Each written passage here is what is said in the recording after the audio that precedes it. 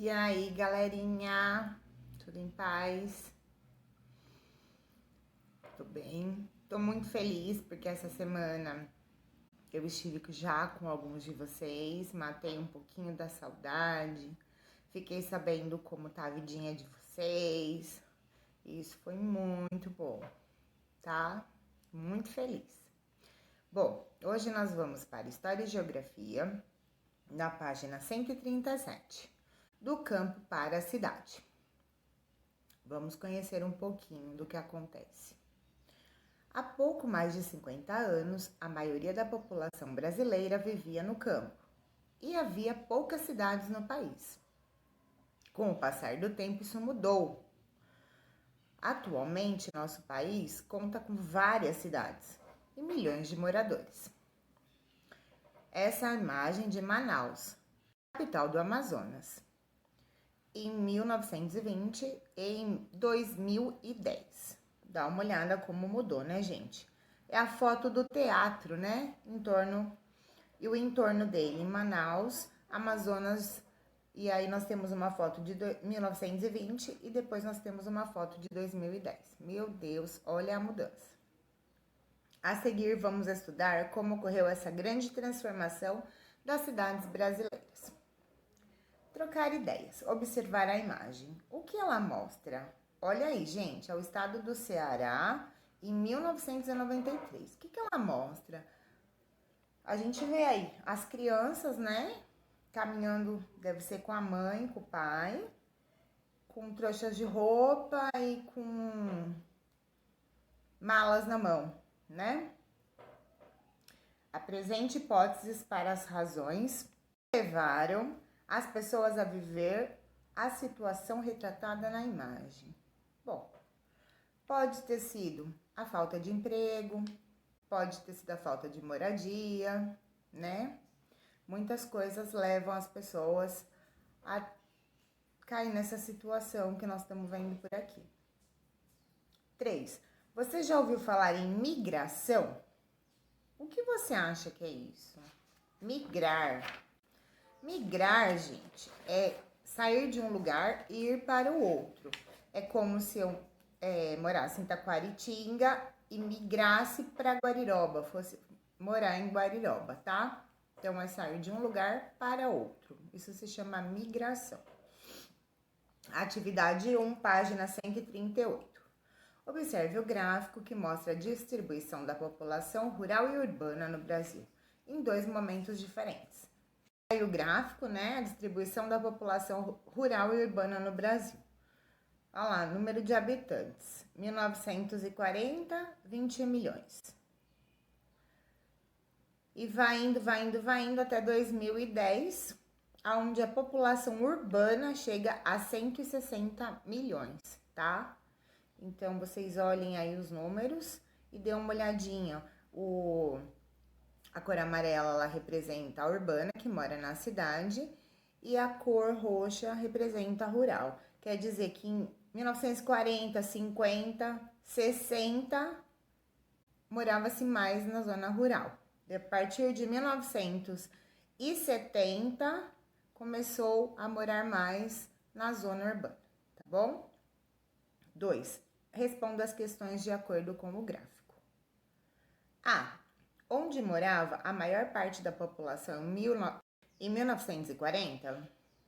Aí a gente vai lá dar uma olhadinha, né? Olha lá, no roxo. Então, eles moravam na zona rural, né?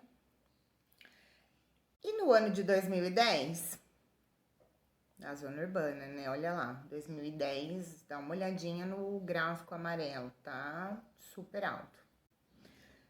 3. Segundo os dados do gráfico, em que ano a população brasileira urbana passou a ser maior que a população rural? Aí, se a gente der uma olhada no gráfico, nós vamos ter que procurar aonde o amarelo se sobressaiu no roxo. Então, nós vamos ver que foi a partir de 1970, tá? 4. Considerando que você estudou no módulo anterior, que problemas no campo poderiam ter influenciado o processo de migração da população para as cidades? Migração, mudança de um lugar para o outro dentro do próprio país. Bem, o desmatamento, né, a erosão do solo, a falta de trabalho, as más condições de trabalho no campo, trabalho escravo e a busca por melhores condições de vida, né? Então foram essas as razões da migração das pessoas para a cidade. Agora nós vamos para a página 139, o êxodo rural no Brasil. Obra segunda classe de Tarsila do Amaral, Óleo sobre tela, 1933. Representa uma família de migrantes levando sua pouca bagagem em sacos em uma estação de trem. Tia, o que é óleo sobre tela? É uma tinta que chama tinta óleo, que ela é própria para pintar tela, tá? E essa tela foi pintada com essa tinta. O êxodo rural no Brasil. Como você observou no gráfico, até os anos de 1960, a maioria da população brasileira morava na zona rural.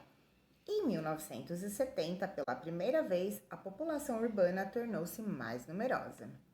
Dá-se o nome de êxodo rural, que é a migração de grande parte de pessoas do campo para a cidade, de um lugar para o outro. Este fenômeno não acontece só no Brasil, mas também em outras partes do mundo. Êxodo, saída de pessoas em grande número. Causa do êxodo rural. Por que acontece e ainda acontece? Por várias razões. Tem várias causas. Conheça algumas.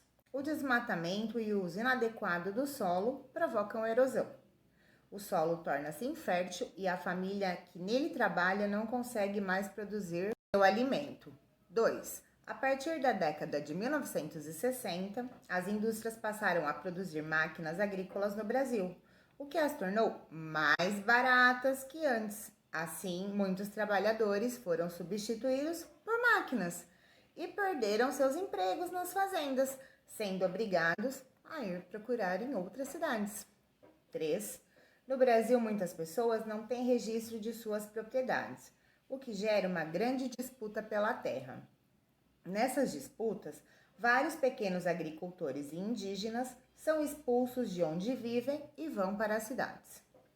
E 4. Com o crescimento das cidades e dos serviços públicos, muitas famílias migraram do campo para ter acesso a escolas, serviços médicos, transporte, saneamento, luz elétrica e etc. Olha uma máquina agrícola aí, ó. Ela faz o trabalho de um monte de homem. E o pior é que ela faz muito mais rápido. Então, ao invés de investir em trabalho braçal, eles começaram a investir em máquinas e as pessoas começaram a perder seus trabalhos. Atividade 2, página 140. O que você entendeu por êxodo rural? Eu acabei de explicar, né? É a mudança, né? A migração, o êxodo rural. Mas eu vou deixar para vocês olharem lá no texto. Eu não vou ficar também respondendo todas as questões, né? 2.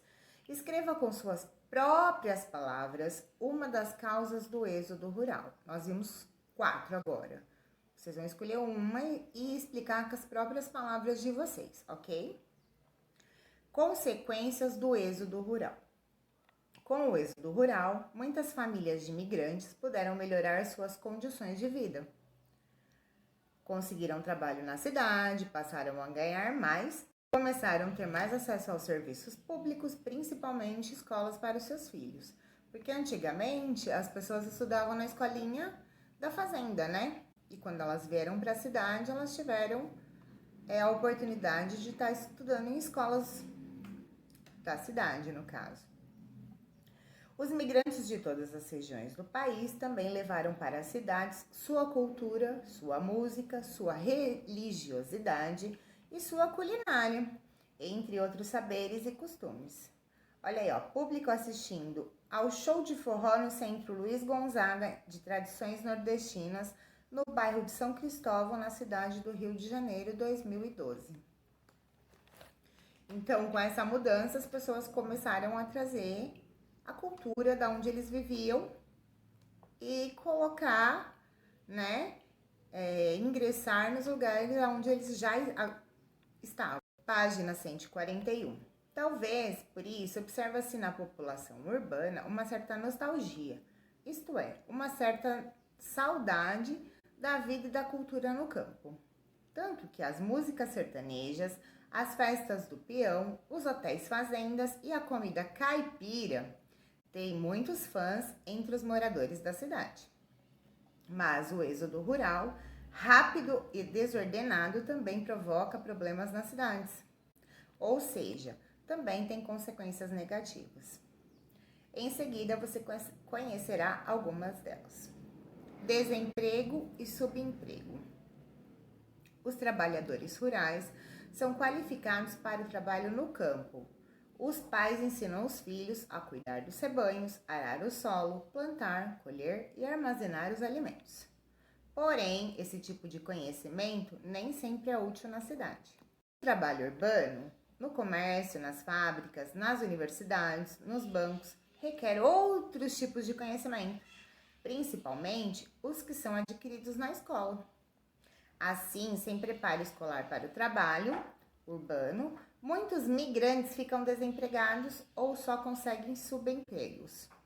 Subemprego, emprego mal remunerado e sem garantias legais, contribuição previdenciária, férias, remuneração, pagamento de horas extras, 13ª, etc. É isso mesmo. E aí, como muita gente vem de muitos lugares para São Paulo, o que acontece nessa hora? Eles não conseguem moradia, porque a moradia é cara. Aí acabam se criando as favelas, né? E porque lá eles não pagam água, luz, tal, então eles acabam se aglomerando e criando os barracos das favelas. Homem subempregado vende camisetas na praia na cidade do Rio de Janeiro, 2006. Fila de pessoas em busca de emprego na cidade de São Paulo em 1998. E agora nós vamos falar sobre a favelização, que nada mais é do que eu estava falando das favelas. Outra consequência negativa do êxodo rural é o crescimento do número de favelas, que já passaram a fazer parte da paisagem de muitas cidades brasileiras. Isto aconteceu porque não há moradia para todos. As que estão disponíveis são caras, principalmente as que estão situadas em bairros com bons serviços públicos. A alternativa para os migrantes desempregados ou subempregados é morar em bairros distantes, sem água encanada, rede de esgoto, transporte público, escolas, posto de saúde e segurança. Além disso, com poucos recursos, eles constroem habitações sem nenhum conforto e segurança, feitos de tábua, papelão ou apenas tijolos aparentes, à margem de córregos, que são áreas sujeitas às enchentes, ou nas encostas dos morros, que podem desmoronar em época de chuva.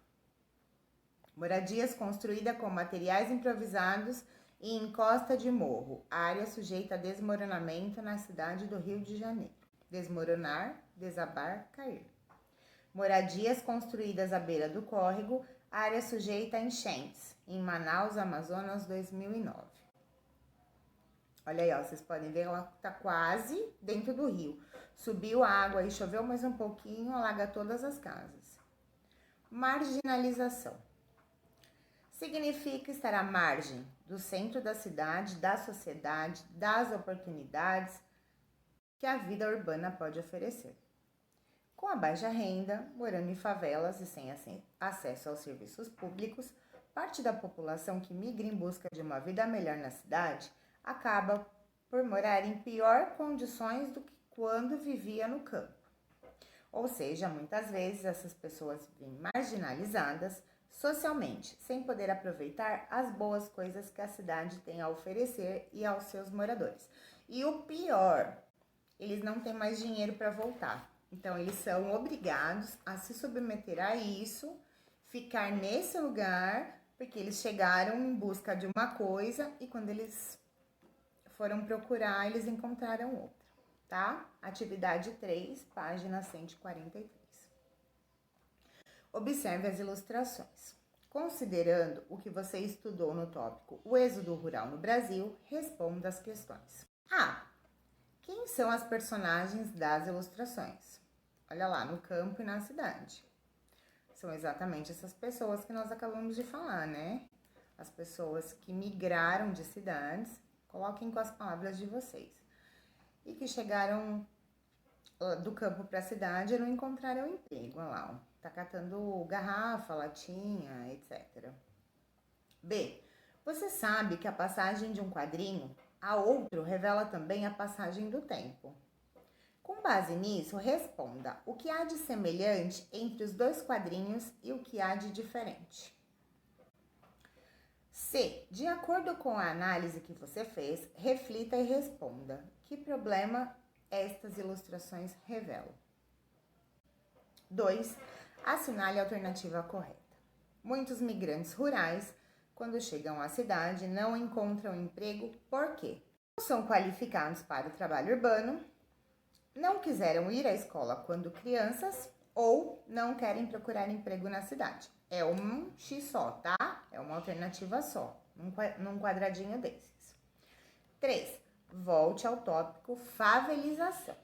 Grife com lápis azul as causas do aumento de números de favela. B. Grife com lápis vermelho as consequências da favelização. E na página 144, nós vamos no para casa. 1. Observe na página 138 o gráfico distribuição da população rural e urbana no Brasil e responda as questões. A. O que o gráfico revela sobre a população urbana entre as décadas de 1940 e 2010?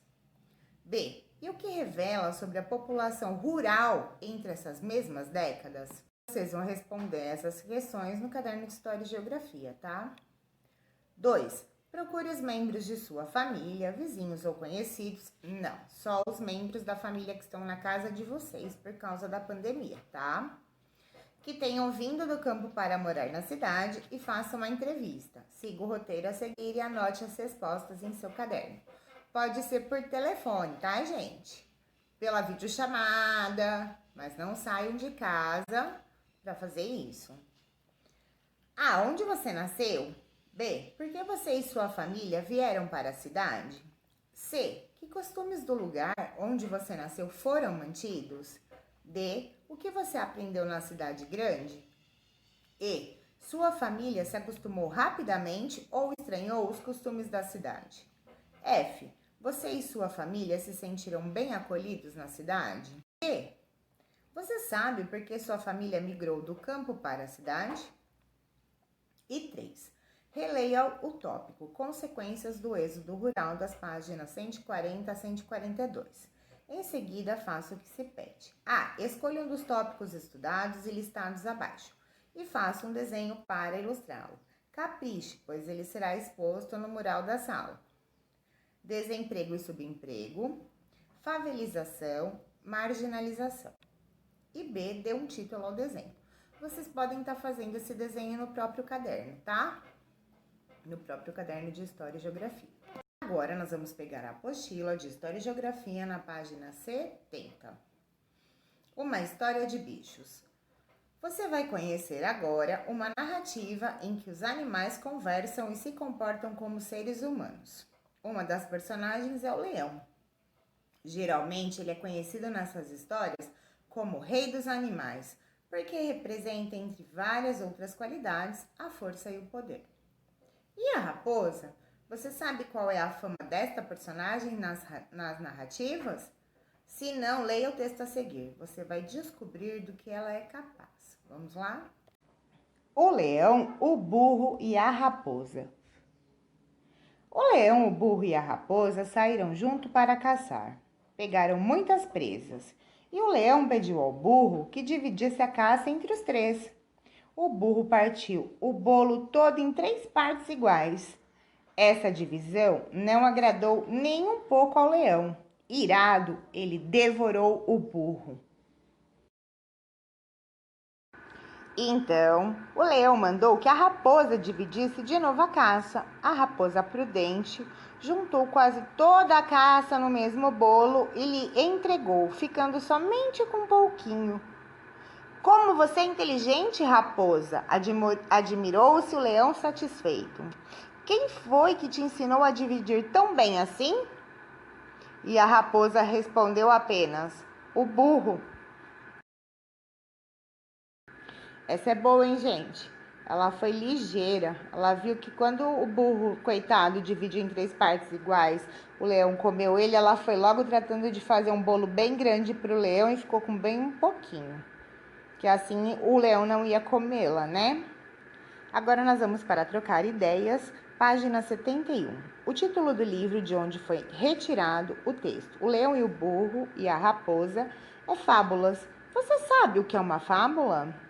Nós estudamos fábula há um tempinho atrás, né? Enquanto a apostila não chegava. Bom, fábula é uma história, né?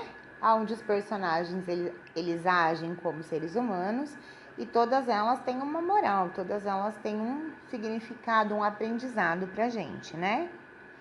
2. Que outras fábulas você conhece? Vocês podem olhar no caderno de vocês. Acho que nós temos a cegonha e a raposa e mais algumas, né? Que nós estudamos, que estão coladas do bimestre passado. Entender o texto. Assinale a alternativa correta para cada questão a seguir. 1. Pegaram muitas presas. E o leão pediu ao burro que dividisse a caça entre os 3. Nesse trecho, presas significa frutas, caças ou armas. Aí vocês coloquem um X no quadradinho correto. 2. O burro partiu o bolo todo em 3 partes iguais. Nesse trecho, bolo significa monte de caça, doce assado feito com farinha e outros ingredientes ou prato de comida. 3. Essa divisão não agradou nem um pouco ao leão. Irado, ele devorou o burro. Nesse trecho, irado significa faminto, cheio de raiva ou interessante. Coloquem um X. 4. A raposa prudente juntou quase toda a caça no mesmo bolo e lhe entregou, ficando somente com um pouquinho. Nesse trecho, prudente significa cuidadosa, corajosa ou justa. Faça um X no quadradinho correto. 5. Página 72. A repartição da caça em 3 partes iguais desagradou ao leão porque ele queria dividir em apenas 2 partes iguais, dividir em muitas partes ou ficar com a maior parte. 6. Nessa fábula, a raposa aprendeu com o burro que desagradar a quem tem mais poder pode levar à morte, todos têm os mesmos direitos, a justiça sempre vence. Você sabia? Há muitos e muitos anos, o homem começou a contar histórias de todos os tipos. Umas que explicavam as coisas da natureza, outras que falavam sobre suas viagens, sua vida, seus desejos. Uma com fadas e seres mágicos, outras com animais ou objetos com qualidades humanas. A fábula é um desses tipos de história de que estamos falando e são contadas há mais ou menos 2.800 anos. Geralmente, elas apresentam uma cena vivida por animais, plantas ou objetos que falam e agem como se fosse gente. Elas são contadas ou escritas para dar um conselho, para alertar sobre algo que pode acontecer na vida real, para transmitir algum ensinamento, para fazer alguma crítica, uma ironia, etc. Por isso, muitas vezes no finalzinho das fábulas, isto é, quando a história acaba, aparece uma frase destacada, que costumamos chamar de moral da história. A maioria dessas histórias trata de certas atitudes humanas, como a disputa entre fortes e fracos, a esperteza de alguns, a ganância, a gratidão, o ser bondoso, o não ser tolo, etc. Esses são alguns dos temas das fábulas. Agora vamos para a página 73. Atividade. Junto de seu grupo, reflita sobre as questões seguintes, depois a turma conversará sobre elas. 1. O leão estava correto em querer a maior parte da caça para si? Você conhece algum caso em que os seres humanos agiram como leão? Qual? 3. Como as pessoas devem agir para serem justas. Você poderá expressar suas opiniões durante a discussão com a turma toda. Como nós não teremos essa discussão com a turma toda, eu quero que vocês pensem e respondam para si mesmo estas questões, tá bom? Ler 2. O autor da fábula O Leão, o Burro e a Raposa é um escritor famoso. Acompanhe a leitura de sua biografia. Este senhor de barbas longas e olhar sério, muito amado pelas crianças, é considerado um dos maiores escritores do mundo. Ele nasceu na Rússia no ano de 1828 e perdeu os pais quando era criança. Junto com seus irmãos, teve que ir morar com parentes em Moscou e na cidade de Kazan. Essa experiência o escritor conta num livro intitulado Infância. Ainda jovem, Tolstói escreveu seus primeiros contos e os enviou para que fossem publicados num jornal em São Petersburgo. Não demorou para conquistar a fama. Logo ele se casou e voltou a morar no campo. Sentia muito carinho e admiração pelas pessoas simples do povo, especialmente pelo homem do campo. Sua preocupação com a pobreza das pessoas e com a falta de escolas foi crescendo. Assim, em 1859, Lev Tolstói fundou na sua propriedade uma escola gratuita para as crianças e promoveu a abertura de outras 20 escolas da região. O escritor tornou-se um professor interessado pela formação de cada aluno. No final das aulas, ele contava histórias e lia famosas aventuras de heróis, como a do navegador Robinson Crusoe, conquistando, desse modo, o carinho e a amizade dos pequenos. Tolstói considerava de grande importância estimular a criatividade, o senso de beleza e a sinceridade, para ele, sempre presentes nas crianças. Seus livros infantis se destacam pelo senso de humor, simplicidade e clareza da linguagem. Essas qualidades tornaram suas obras famosas no mundo todo. Suas ideias e seu trabalho social, que o fizeram conhecidos mundialmente, ainda hoje servem de exemplo para muitos escritores e pensadores. Lev Tolstói morreu em 1910, aos 82 anos. Trocar ideias. Agora você conhece a biografia de Lev Tolstói. Ele se comportou como o leão de sua fábula? Comente esta questão. Bem, pessoal, não, né?